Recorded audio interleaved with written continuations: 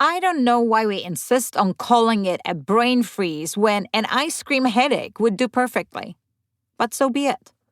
Let's talk about this brain freeze.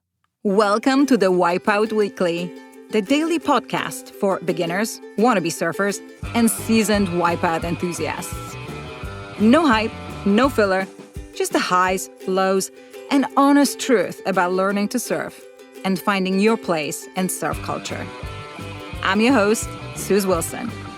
Let's go out. If you've never surfed in cold water, the only time you experienced a brain freeze was probably when eating ice cream. See, ice cream headache. Or a blended icy drink. Even very cold iced water. It's this sudden, thankfully brief, yet excruciating pain that you experience behind the eyes, nose, and in the forehead. Science isn't entirely sure what causes this pain, but researchers suspect it's a combination of direct stimulation of temperature-sensitive nerves, plus the cold's effect on blood vessels, running along the roof of your mouth, according to the Johns Hopkins Institute. When brain freeze is caused by consuming cold food, it's just an annoying quirk that lasts a few seconds. But when this happens while you're surfing, oh man, that sucks. You duck dive into winter ocean water and suddenly your forehead feels like it's splitting open. Your eyes water. You might even feel dizzy. This is not good. It's not only duck diving in cold water that can trigger it. Wind chill, hitting a wet head, or repeated duck dives in winter surf can bring it on too. As if cold water surfing isn't hard enough already. They tell us the good news is that brain freeze usually lasts less than 5 minutes. I don't know how this is good news when during that time you can experience dizziness or momentary disorientation, which is not ideal when there is a set bearing down on you. My heart goes out to all the migraine sufferers. Brain freeze is more common in people who suffer from migraines because their blood vessels tend to be more reactive to sudden temperature changes. They also tell us that cold water is good for you.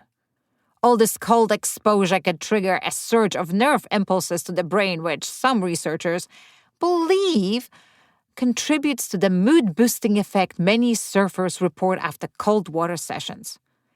It's a trade-off, I guess. There is no guaranteed way to eliminate brain freeze, but surfers have figured out ways to reduce the shock. You can try colding your face and hair gradually before paddling out. Splash some cold water on your face or rub your forehead and hair with wet hands. But seriously, who's going to remember to do this? Wearing a hood is the most effective solution. A neoprene hood prevents cold water from directly hitting the scalp and forehead, the main trigger zones. Many surfers prefer wetsuits with built-in hoods, which reduce flushing during duck dives. You can also try a neoprene headband. Then there is the tongue trick. Press your tongue firmly against the roof of your mouth. This helps warm the palate and can shorten the headache. Some surfers even try this move when duck diving. Brain freeze is a normal physiological response to cold exposure. For surfers, it's just a part of the cold water experience. We grin and bear it. The best mitigation strategies are simple. Wear a hood and warm up gradually. Anyway, that ice cream headache will probably only last under 5 minutes. And that's all for today.